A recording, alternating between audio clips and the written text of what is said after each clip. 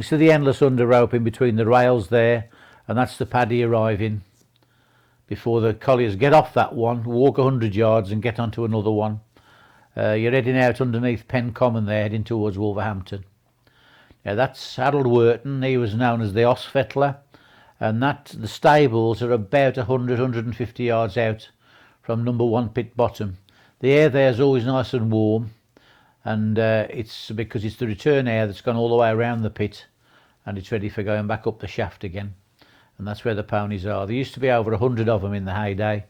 When the pit finished in 1968, I believe there were 13, 2 of which went to Harold Wharton. He bought 2 of them, but all the others went to good homes. They weren't shot or anything like that. They were actually, went to people who were going to look after them, because they were always looked after.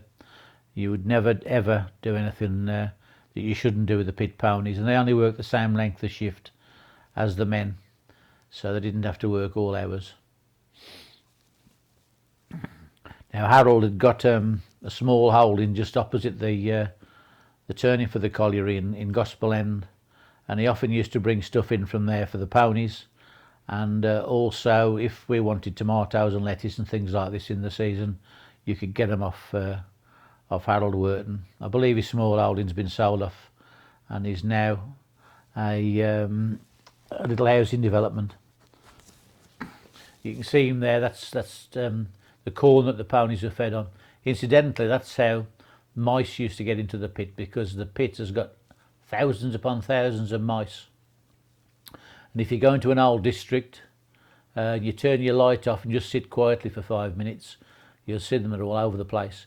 And you used to have to make sure that they didn't get into your bag and get hold of your sandwiches. You have to make sure they're in something that they couldn't nibble through, or you could hang them from a piece of shot wire from the girders in the road.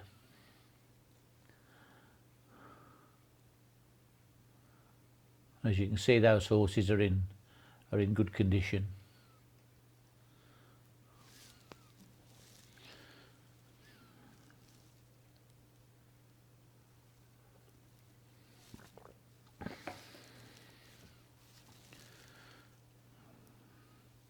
Now this because of the pit's finishing now, because remember the ponies, they stay down the pit all the time unless there's been a fire or there's some bad air coming back around the pit because of a fire. They stayed there all the time. So this is the ponies now being taken up, and they'll go on the surface, and you'll see them shortly. He's being put into the cage at the bottom of number 2 pit.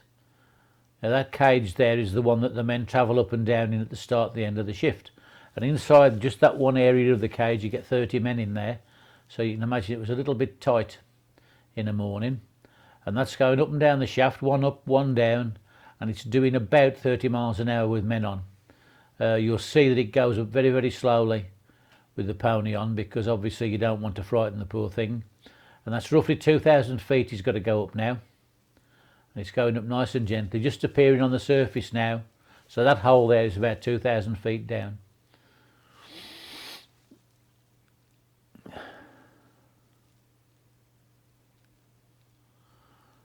There he is on the surface. You'll see him start to sniff the air. And there's lots of people there who aren't colliery workers who are waiting to see the ponies coming up. And Harold's there waiting to take him away. You can see the check board on the right hand side, which is where the checks went, so that you know exactly who's in the pit. Now we're on the car park. The colliery, those are the pit head baths behind him. The colliery manager actually is amongst people trying to get the ponies into the horse box. That man on the left hand side there is Harold Malpas. He was in charge of the lamp room.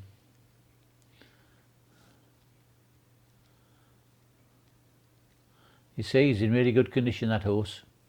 And the man on the right hand side with the suit on, that's the colliery manager, but the horse doesn't seem to appreciate that.